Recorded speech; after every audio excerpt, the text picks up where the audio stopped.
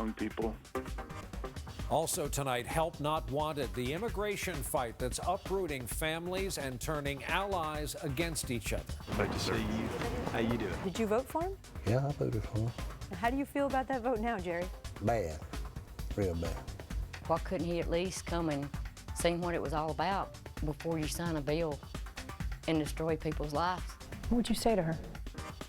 Also tonight, she has given us the iconic photographs of our time. She's chronicled our lives. Annie Leibovitz is here with us in the studio. And tonight, perhaps the most important letters if you're overseas in uniform and on the go and you need a meal. MRE. If you don't know about them, you will after this. All that and more on Rock Center starting now.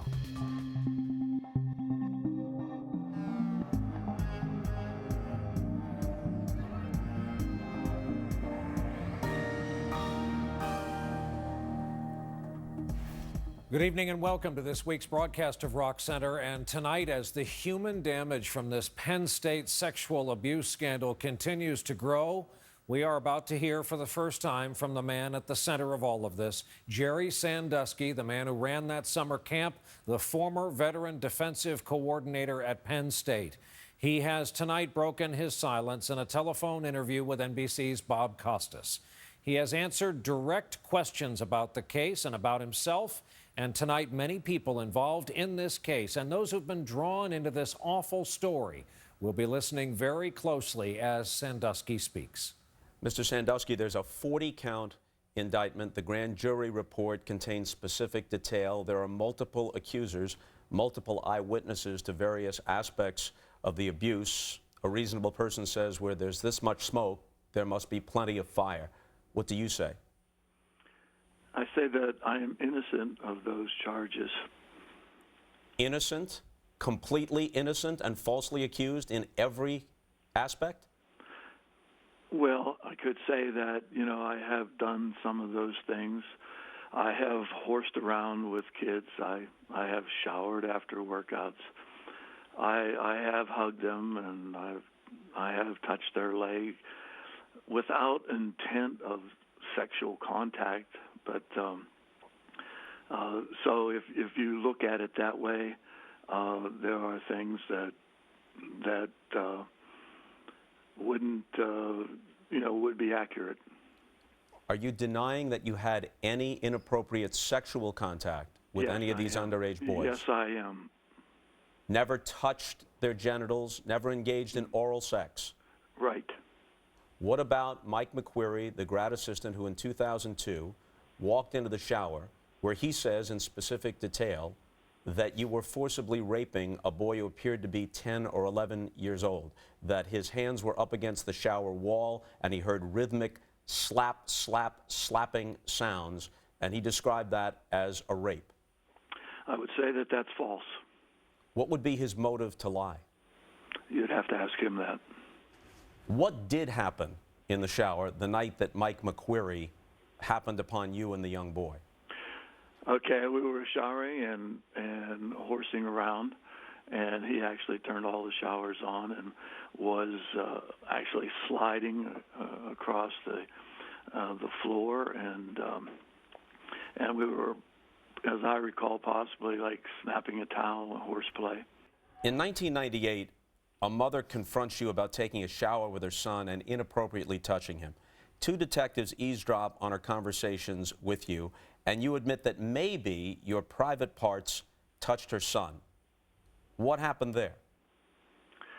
Well, I can't exactly recall what was said there in terms of what I did say was that if he felt that way, then I was wrong. During one of those conversations, you said, I understand, I was wrong, I wish I could get forgiveness, speaking now with the mother. I know I won't get it from you. I wish I were dead. A guy falsely accused or a guy whose actions have been misinterpreted doesn't respond that way, does he? I don't know. I didn't say, to my recollection, that I wish I were dead. I was hopeful that we could reconcile things Shortly after that, in 2000, a janitor said that he saw you performing oral sex on a young boy in the showers in the Penn State locker facility. Did that happen? No. How could somebody think they saw something as extreme and shocking as that when it hadn't occurred, and what would possibly be their motivation to fabricate it? You'd have to ask them. It seems that if all of these accusations are false, you are the unluckiest and most persecuted man that any of us has ever heard about. Oh, I don't know what you want me to say. I don't think that these have been the best days of my life.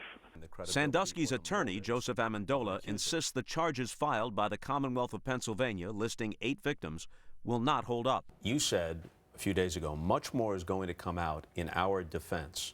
In broad terms, what?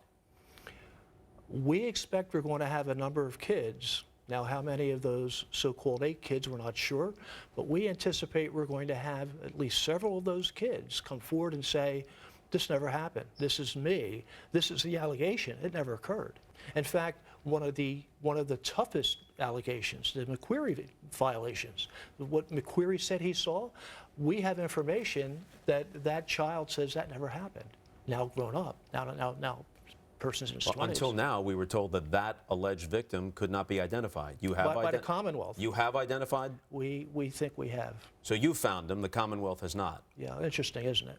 Would you allow your own children to be alone with your client? Absolutely. I believe in Jerry's innocence. Quite honestly, Bob, that's why I'm involved in the case. If I thought you believe in his innocence, his innocence, not just that you can mitigate his guilt. You believe in his innocence. I believe in his innocence. Meanwhile, the man who helped Joe Paterno win national championships is now at the center of a scandal that's brought his old boss down. To your knowledge, did Joe Paterno have any information regarding objectionable activities on your part prior to that report in 2002? I can't totally answer that question. My answer would be no. Did Joe Paterno at any time ever speak to you directly about your behavior? No. Never? No. He never asked you about what you might have done? He never No. asked you if you needed help, if you needed counseling? No. Never expressed disapproval of any kind? No. How do you feel about what has happened to Penn State and to Joe Paterno and to the Penn State football program and your part in it? Well, how would you think that I would feel about a university that I attended, about people that I worked with, about people that I care so much about? How do you think I would feel about it? I feel horrible. You feel horrible. Do you feel culpable? I'm not sure I know what you mean. Do you feel guilty? Do you feel as if it's your fault? No, I don't think it's my fault. I've obviously played a part in this. How would you define the part you played? What are you willing to concede that you've done that was wrong and you wish you had not done it? Well, in retrospect, I shouldn't have showered with those kids. So. That's it? Yeah, I mean, that's what hits me the most. Are you a pedophile? No. Are you sexually attracted to young boys, to underage boys? Am I sexually attracted to Yes. underage boys? Sexually attracted? No, I enjoy young people. I love to be around them. But no, I'm not sexually attracted to young boys. Obviously, you're entitled to a presumption of innocence and you'll receive a vigorous defense. On the other hand, there is a tremendous amount of information out there, and fair-minded, common-sense people have concluded that you are guilty of monstrous acts, and they are particularly unforgiving with the type of crimes that have been alleged here. And so, millions of Americans who didn't know Jerry Sandusky's name until a week ago now regard you not only as a criminal, but I say this, I think, in a considered way, but as some sort of monster. How do you respond to them? I don't know what I can say or what I could say that would make anybody feel any different now. I would just say that if somehow people could hang on until my attorney has a chance to fight, for my innocence. That's about all I could ask right now. Obviously, it's a huge challenge. We recognize this is rough content and it's tough to listen to, and of course our story will continue in just a moment. Those challenges he was talking about, the challenges continue today in Pennsylvania. The chief executive of Sandusky's youth organization, Second Mile, stepped down today. We'll take a break. We'll be right back with more from Bob Costas. I'm your GPS. Turn right up ahead. You never update me, so now I just have to wing it. I meant turn left up ahead. Recalculating. Turn right now!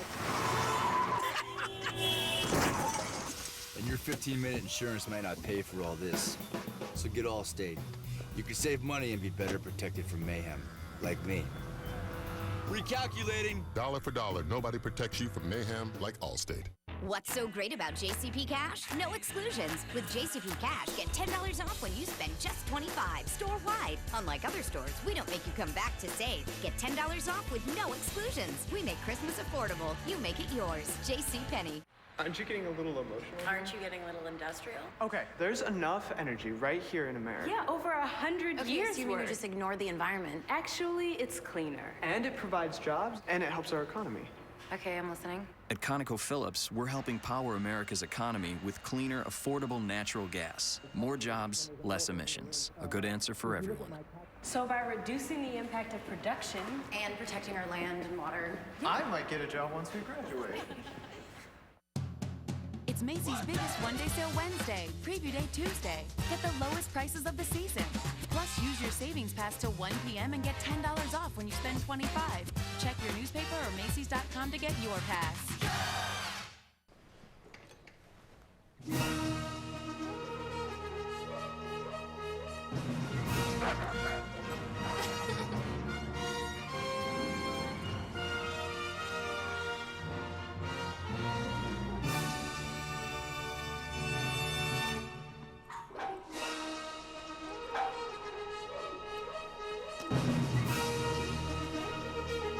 It all starts with the Windows 7 PC. 8-time Olympic medalist Apollo Ono hits The Biggest Loser. The only guy ever with better hair than me. Come on. I love this show. You guys inspired me. What's better than that? New Biggest Loser, this Tuesday, 8/7 Central on NBC. Meet the Mazda crossovers, the 5-passenger Mazda CX-7 and the 7-passenger Mazda CX-9. Style, luxury, safety, plus one feature that trumps them all: how it drives. We build Mazdas. What do you drive? Now, lease the Mazda CX-9 for only $299 a month. NBC.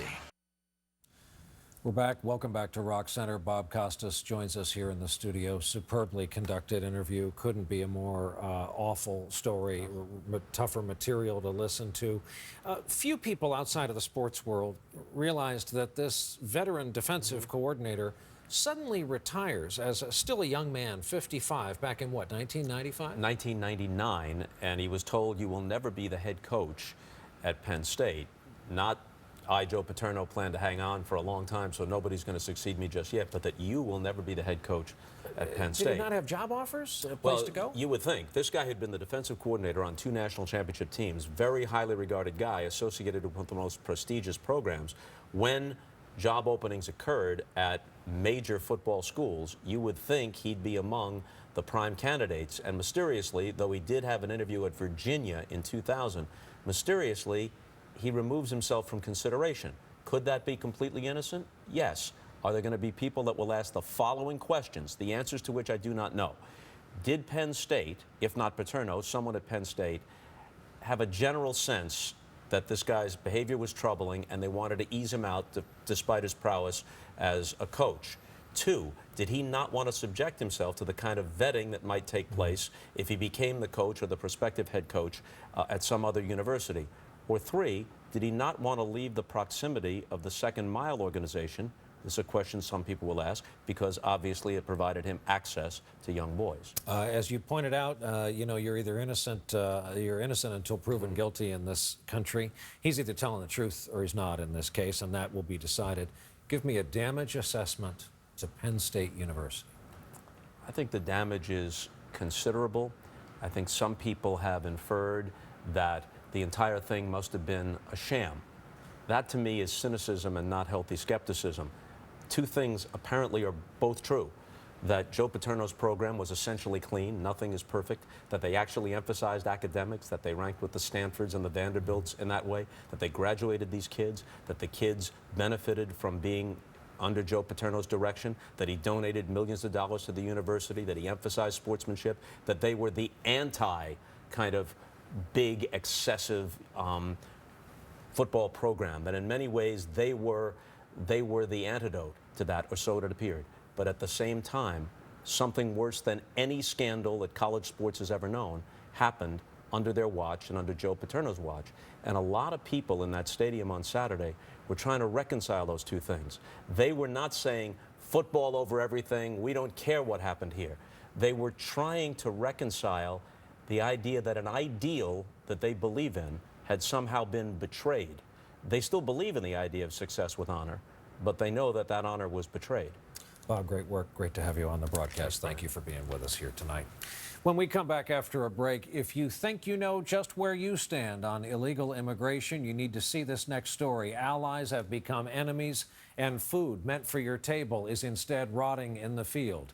And then later, if you don't know the 3 letters MRE, even if you do, you need to see how they make the food our troops run on when dinner time rolls around and you're far from home. Hey, boy, hey, down at the mess hall on my knees. Down at the mess hall on my knees. You hear Dish Network's new Blockbuster Movie Pass gives you over 100,000 movies, TV shows, and games? That's huge.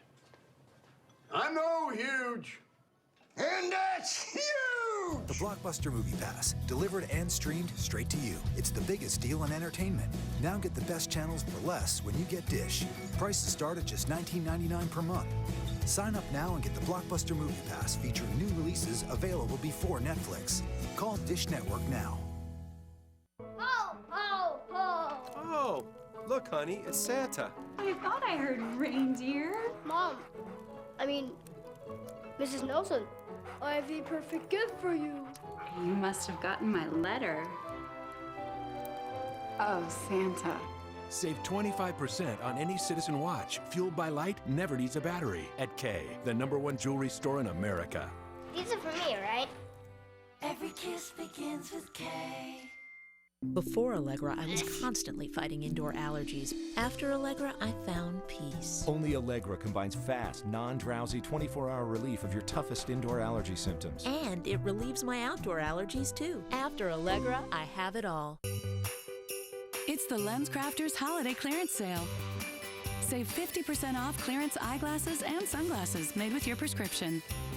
The glasses you love at 50% off clearance. Hurry in, LensCrafters.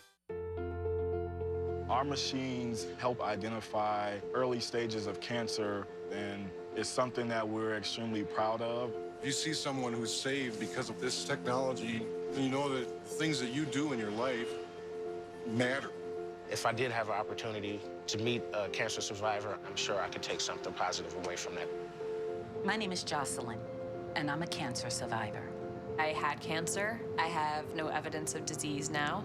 I would love to meet the people that made the machines. I had such an amazing group of doctors and nurses. It would just make such a complete picture of why I'm sitting here today.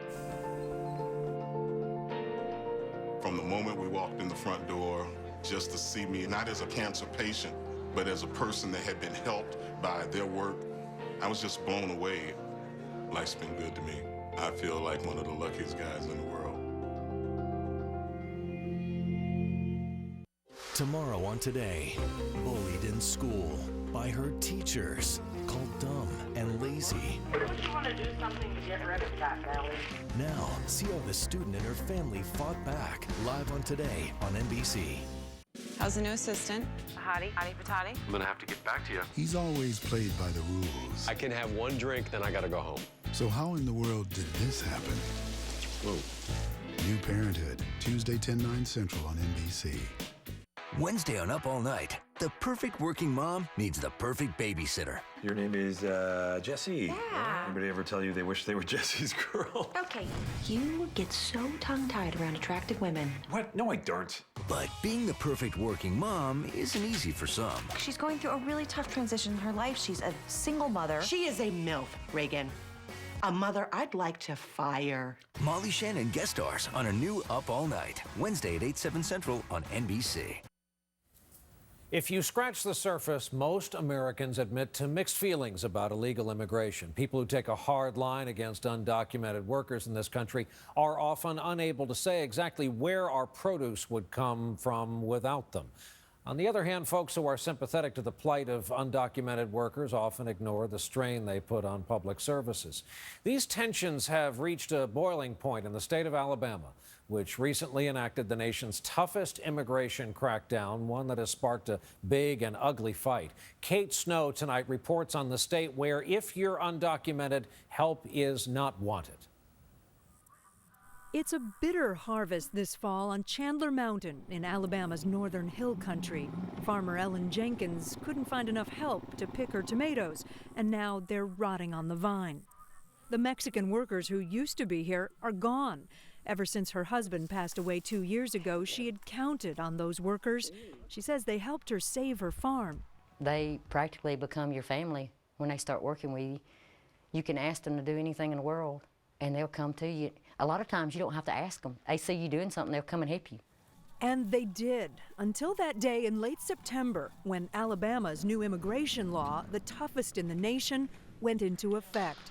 The law covers a lot of ground. Among other things, it prohibits employers from hiring undocumented workers, has police demand proof of legal residency when they pull someone over, and orders schools to gather citizenship information from new students. That last part was temporarily blocked by a court.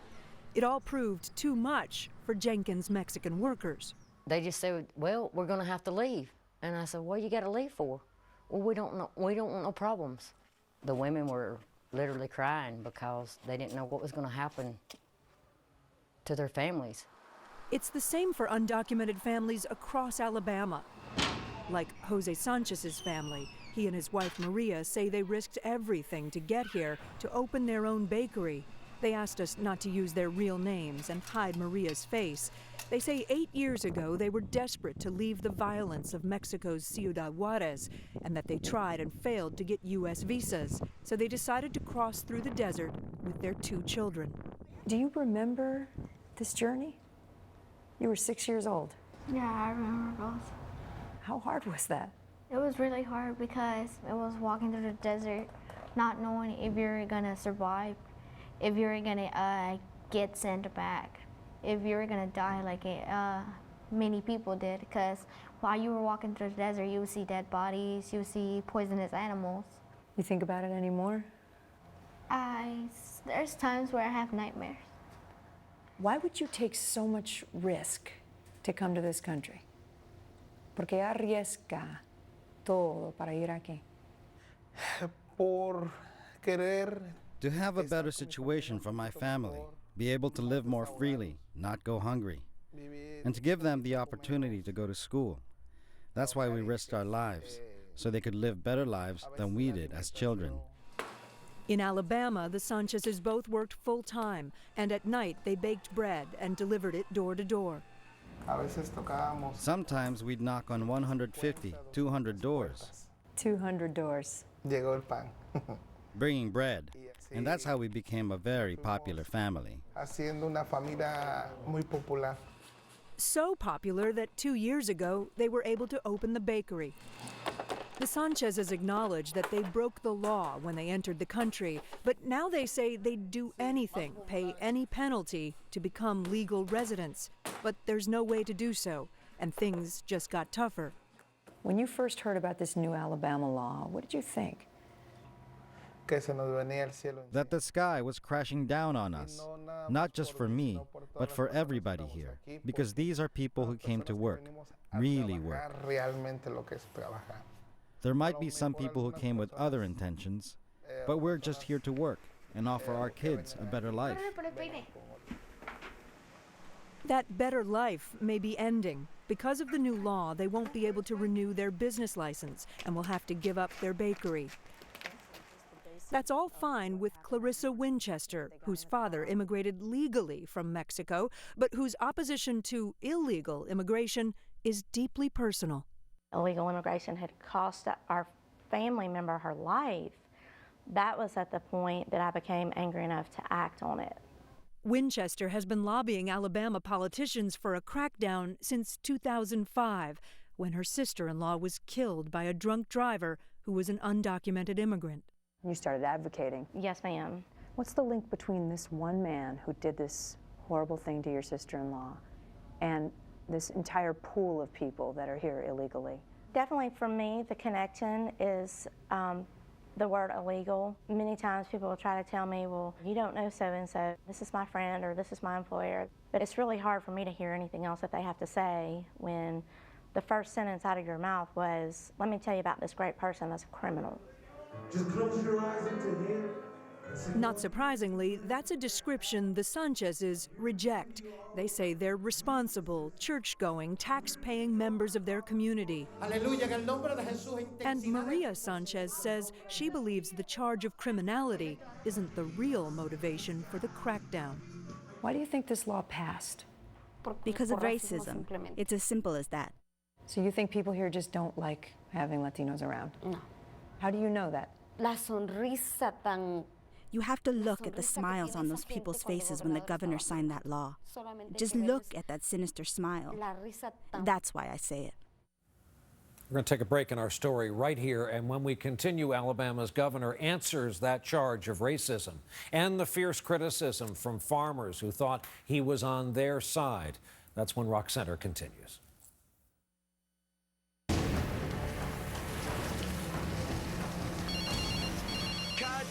I have a small part in a big movie. I thought we'd be on location for 3 days. It's been 3 weeks. So I used my City Simplicity card to pick up a few things, and I don't have to worry about a late fee, which is good. No! Bigger! Because I don't think we're going anywhere for a while. Write your story with the new City Simplicity card. No late fees, no penalty rate, no worries. Get started at citysimplicity.com. Scooter, the Progresso chicken noodle you made is so good. It's got tender white meat chicken the way I always made it for you. One more thing, those PJs you like, I bought you 5 new pairs. Love you. Did you see the hockey game last night? Progresso, you gotta taste this soup. What's so great about JCP Cash? No exclusions. With JCP Cash, get $10 off when you spend just $25 store-wide. Unlike other stores, we don't make you come back to save. Get $10 off with no exclusions. We make Christmas affordable. You make it yours. JCPenney. Jay's got the heavy hitters with Amy Adams and Rockets in the studio. Well, all right, enough said. Fire and hoe! Plus headlines. Elf cutlets in wine. New Tonight Show with Jay, followed by a new Jimmy tonight on NBC. Coming up, from disgraced coach Jerry Sandusky's exclusive interview with Rock Center to the local charity investigating whether it sent children to vacation with the accused sex abuser. Complete coverage at 11. Plus, subway riders in disguise. The person next to you may be incognito. This year, I decided to spare no expense for our holiday dinner. So I hired renowned chef Gordon Ramsay. Oh, come on! It's disgusting! And you, what are you doing? It's raw, you idiot! Is this your first day? Congratulations, it's your last. Get out of here! At a time when it's easy to go overboard, Happy holidays! Acura invites you to be smarter and oversave during the Season of Reason sales event. Take advantage of attractive offers on the 2012 Acura TSX for well-qualified customers. Have you ever seen a glacier while sunbathing? Why not? Have you ever climbed a rock wall in the middle of the ocean? Or tried something really wild? Why not? It's all possible in the nation of why not. Royal Caribbean's floating nation, where you're free to do anything you want, which may be nothing at all. Royal Caribbean International. Check out our special resident rates at royalcaribbean.com/tristate. I got this city thank you card and started earning loads of points. Okay, we'll leave that there for now. You got a weather balloon with points. Yes, I did. Points I could use for just about anything. Keep on going in this direction. Take this bridge over here. There it is. So I used mine to get a whole new perspective. Write your story with the Citi Thank You Premier Card. With no point caps and points that don't expire. Get started at thankyoucard.citi.com. Here, this is my world. This place inspires me to be tougher, to stay sharper, to think faster. They may be just streets to you, but to me, they're a playground.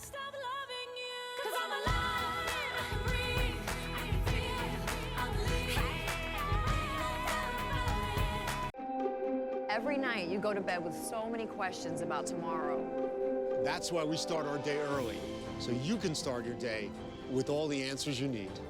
Today in New York, weekdays from 4:30 to 7 on NBC4. Tomorrow at 5 on News 4 New York. Save the planet while saving money. Winter is on its way. Linda Beccaro shares important Green Week tips to keep you warm without touching the thermostat. Tomorrow at 5 on News 4 New York. Welcome back to Rock Center. Alabama is now the epicenter of this national argument over illegal immigration thanks to the state's new law that is the toughest in the nation. The Obama administration is suing Alabama, along with Arizona and South Carolina, claiming the states have overstepped their authority to regulate immigration, traditionally considered a federal matter. But Alabama has a tougher fight, much closer to home, and now Kate Snow continues her reporting. Since Alabama's strict new immigration law took effect, some farm workers have pitched in for one last harvest. Others are already gone, leaving behind rotting crops and desperate farmers. Farmers who are giving an earful to the legislators who voted for the law. No farm workers, which is costing the farmer. Dead crops, spoiling crops is costing the farmer. We need anyone that will listen that we are starving right now. The new law has pitted natural allies against each other. In the southeast corner of Alabama, we talked with 4 farmers, Amy and Lee Fitch, Jerry Danford, and Todd Shelley, who have all seen the exodus of their workers. How many of you voted Republican in the last presidential election? I did. Show of I would hands. consider myself a Republican and normally vote that way. How many of you have ever voted for a Democratic president? Jimmy Carter, Bill Clinton. And Republican Governor Robert Bentley, who signed the immigration law. Did you vote for him? Yeah, I voted for him. How do you feel about that vote now, Jerry? Bad, real bad. It was an honest mistake, but, you know, I feel bad over it. One of the strongest veins of opposition to this law are Republicans, people who voted for you, farmers. That's right. This is Governor Bentley's first national TV interview on the immigration law. Die-hard Republicans say this is the worst law that they've seen in a long time. It's going to destroy their business. If they are using illegal workers right now, will it hurt them? Possibly, especially this first year or maybe the second year, but eventually it will not hurt them because we will get back to doing things the right way. As the governor sees it, the flight of undocumented immigrant workers will put a dent in the state's nearly 10% unemployment rate. When they leave, the theory goes, legal residents will take their place. But all the farmers can see is a future without anyone to pick their crops. I probably can't find anybody else, so that would be it. What do you mean that would be it? No more watermelons. Not on my farm or Lee's farm. But here's the counter-argument. If you paid more, if your hourly wage was higher, you could get Americans to do this work. Jerry? I doubt it. Regardless of what you offered them, within reason is what you know, they wouldn't put in the long hours. If they will find me a pool of labor, I will hire them. I'll do that. You just don't think that exists? That don't exist. That's exactly what Ellen Jenkins discovered when she brought Americans to work at her farm after the Mexicans left. They just couldn't take the long hours of hard physical labor. Most stayed a day or two. Only one lasted a few weeks before he quit. I'd like to play you a clip of a tomato farmer, if it's okay, that we met yesterday. We asked her directly, what would she say to the governor? I just asked him, why couldn't he at least come and see what it was all about before he, you know, jumped the gun, before you sign a bill and destroy people's lives. Why them, you know? You see anybody else that can come up here and work 14 hours a day and do this kind of work, I want to see them. What would you say to her? I mean, I really do feel sorry for farmers, but here again, she understands that she is hiring people who are not legal. She's afraid her business is going to go under. And I understand that. I understand, and I feel sorry for her and her business. I really do. But we are working, trying to fit workers with jobs, and we're going to continue to do that. We eventually will be able to find workers that will do this job. It's not just agriculture. A new forecast out of the University of Alabama estimates the law will cost the state economy at least $40 million. Workers are fleeing construction companies rebuilding from last spring's tornadoes. And Latinos, both undocumented and legal residents, are abandoning Hispanic neighborhoods and businesses. The undocumented immigrant population in Alabama was never huge, only 2.5%. Yet as their numbers grew over the past decade, so did anti-immigrant sentiment. This law is popular. More than 60% support the law. Oh, absolutely. There's no question. Historian Wayne Flint of Auburn University is the author of 9 books about Alabama's history. Anti-immigration is probably as popular a political issue as you can find in Alabama. I would remind you, however, that being against the federal government's immigration policies in 1963 was equally popular. Are you equating those two things? I am equating those two. This is just mean-spirited. This is finding the most vulnerable people within a society. People can't vote. Most of them are women and children. They have no political power. And so in a sense, it's like the blacks in 1963 who could not vote in Alabama. The Sanchezes agree they feel like Alabama blacks of the Jim Crow era. And as in 1963, Alabama and the federal government are at odds over a racially charged issue. The woman who owns this bakery, she said the men who did this are racist. She was talking about you, sir. Well, I am certainly not racist. I am not racist. In fact, that's insulting to anyone think that I would be racist. I love everyone. The governor says Alabama had to pass its law because the federal government wasn't enforcing its own laws on immigration. Can you understand, sir, how this looks to people outside of Alabama? People think about Alabama and they think about the past, unfortunately. Well, but they shouldn't link it. In the 50s and 60s, the federal government was trying to get Alabama to obey the Constitution. They were right, and we were wrong in the South. They were trying to get us to obey the law. Today, what we're trying to do is we're trying to get the federal government to obey the law. So it's just the opposite. The day after the immigration law took effect, the Sanchez's daughter tried to carry on as she normally would, boarding the bus for school. From the bus, she sent us a text message saying that the driver had snapped, "You're Mexicans. You're gonna have to leave." Maria and Jose Sanchez were trying to get over the shock as we walked through their neighborhood, already abandoned by many residents. I don't know where to go. What's going to follow this? What are you going to do? Do you know? ¿Qué van a hacer? We don't know. We just know we're going to go, but we have no idea where. One day, I'll be back with my papers. I promise it. If I came in through the back door before, I'll come in through the front door next time. But for the Sanchez family and others who came to this country illegally, that may be an unrealistic dream. And many won't even try to return. Some of them said that if Alabama didn't want them, then they're taking their whole family. They made it perfectly clear.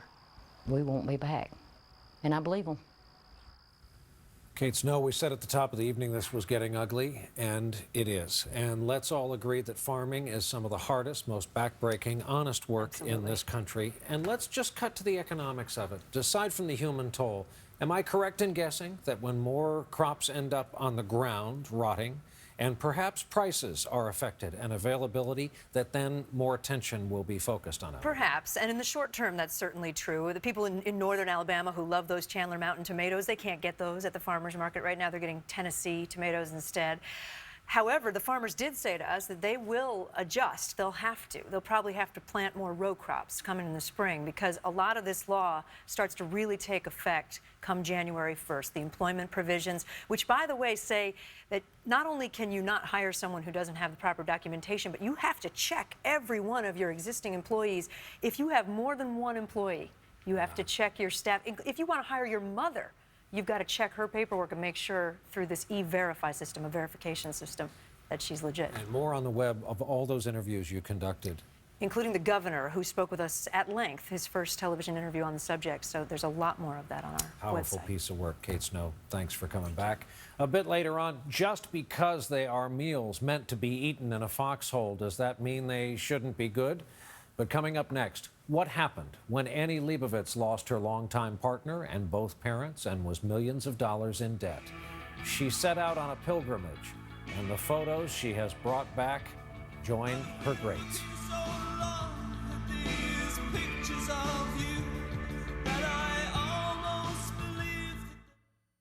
Here's me, and here's my depression. Before I started taking Abilify, I was taking an antidepressant alone.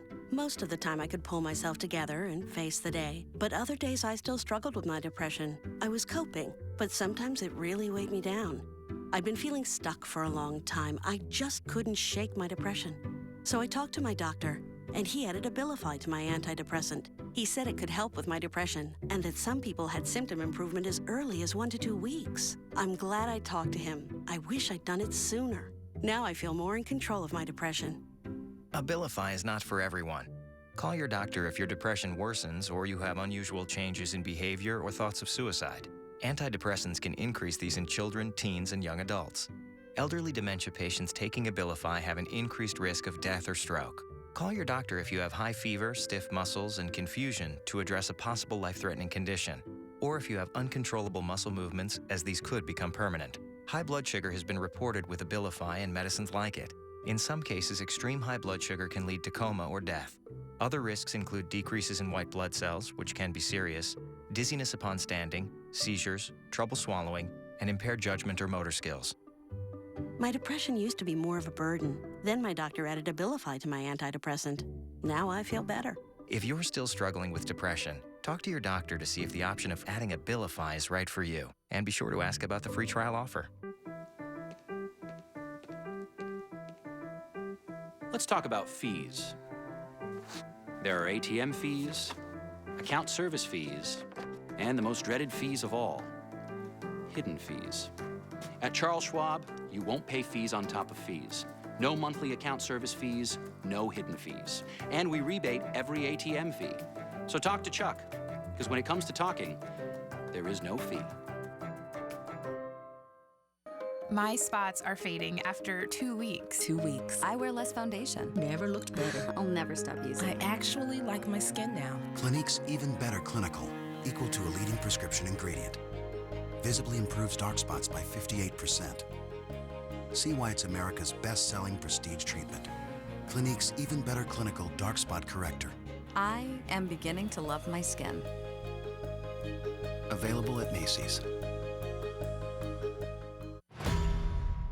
Ladies and gentlemen, I am standing before you tonight because of one very brave young man. No child. What have you done? The story's not over yet.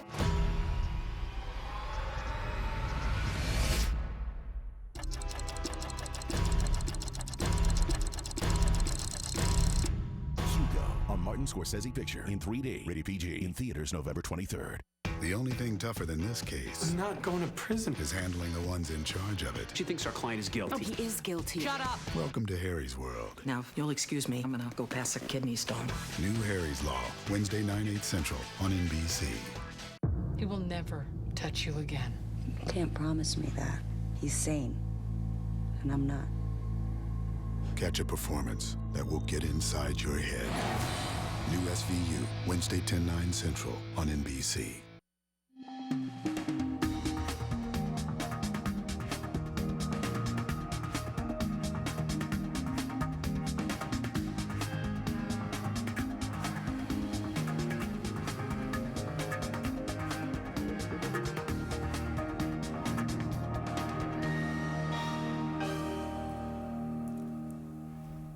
Welcome back, and as you might have already heard today, NBC News made an announcement this morning that we're enormously proud of. It's about someone who is joining us as the newest member of that all-star team you just saw. Chelsea Clinton is joining NBC News as a special correspondent, and she will report for us here on Rock Center. She wants to report on her passions, on the humanity we all see every day, and on solutions that people have found. She'll be joining us here and at my day job at NBC Nightly News, contributing stories for our very popular series of reports called Making a Difference. Chelsea will profile the people and organizations that make lives better. And we so look forward to hosting Chelsea Clinton right here in this very studio very soon on an upcoming broadcast. Now, if someone asked you for a quick history of about the last 40 years, you could probably just hand over a stack of photographs shot by our guest here in the studio tonight. Annie Leibovitz is perhaps the best-known photographer of our era. Her portraits of the famous and notorious have become icons of our time ever since her work started appearing in Rolling Stone magazine in the early 70s. And if you can survive as a rock tour photographer, you can survive anything. For her new book, Pilgrimage, she's turned a bit more inward, shooting places that had special meaning to her during a rough patch in her life. Annie, welcome back. Thank you, Brian. It's great to see you again. Starting with the cover photo, which is just an achingly beautiful photo of Niagara Falls. What was this pilgrimage, this journey for and about, and where did you go? What were these touchstones you wanted to hit? Well, I think I was having a sort of a rough time and went up to Niagara Falls with my children. As we walked out to the falls, I was watching them skip over, and they just were mesmerized. And I said to myself, well, what are they looking at? And I walked over to them and stood behind them and took that picture. It's really always been about content, Brian. It's always been about what's in the picture. It doesn't matter how you capture it. When you say to a Whoopi Goldberg, hey, I know what let's do. There's a bathtub over there, and you know what it needs in it? You and milk up to your eyebrows. It doesn't quite work like that. I mean, you know, she was unknown, and it was before anyone, before she did Color Purple, and she did a nightclub routine where she played a little girl who tries to scrub off her skin, thinking that it's going to be white underneath. So I really put her in a bathtub thinking she was going to scrub herself, but I couldn't put her into cold milk, so I heated up the milk. It was very warm, and when she slid into it, we got something we didn't really expect. So. And when you're you and you look at a frame like John and Yoko, and you close your eyes and think about that day, what do you think of? It was a remarkable day. It still sends chills, up my spine. Why am I there taking this picture the day that, he was killed? And the picture takes on new meaning when someone goes. It becomes a story. It looks like a goodbye, so, I can't, just to talk about it now, I still feel, I'm moved by it, When a photo holiday card arrives at your address, are you kind or are you cruel? What kind of question is that? Well, because it's like, always wondered. Everything. It's the Schmendrick family and their 2 kids and their dog, and it's just a normal card. And they're sending it to the greatest photog of our age. Are you kind to the photo, or are you? I think it's so beautiful. Say, get out of my sight? What's happening? Schmendrick family. So, it's so beautiful what's happening with family cards. I mean, I've actually been trying to work on one with my family this weekend. I can't get them to sit still, though. Annie, it's a pleasure to see you. It's great to Thank see you Ryan. very much for coming in and visiting our new home.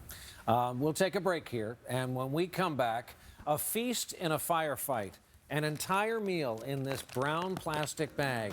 This is an MRE. This is how your armed forces eat in the field 3 times a day. Please stay with us to find out what's here inside.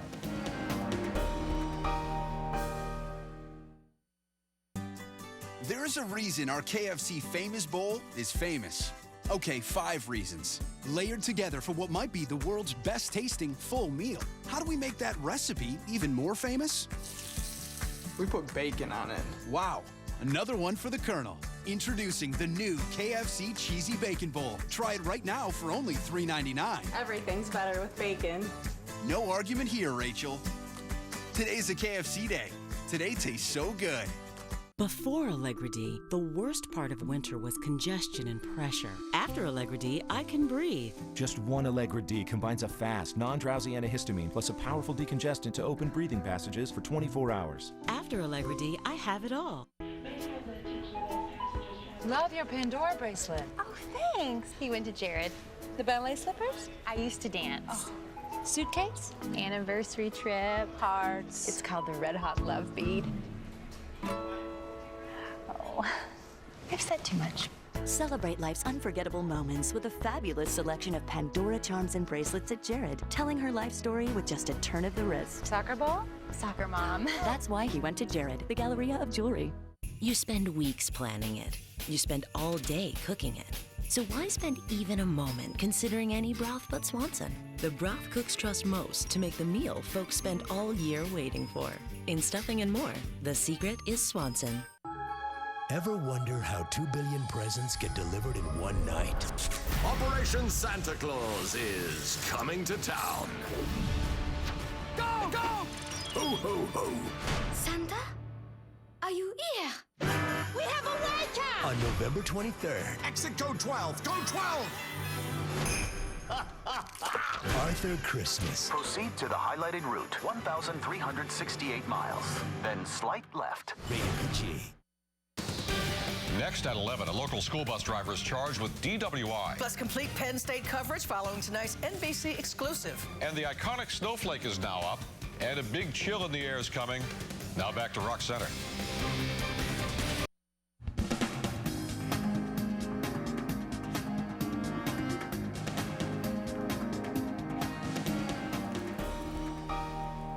Welcome back. For the millions of Americans who have fought our nation's dual wars for a decade now, dinner tonight for them means a brown plastic pouch. And for that matter, breakfast and lunch as well when they're in the field. When you're deployed in the field, there's no hot chow. This is all there is. It's what you live on.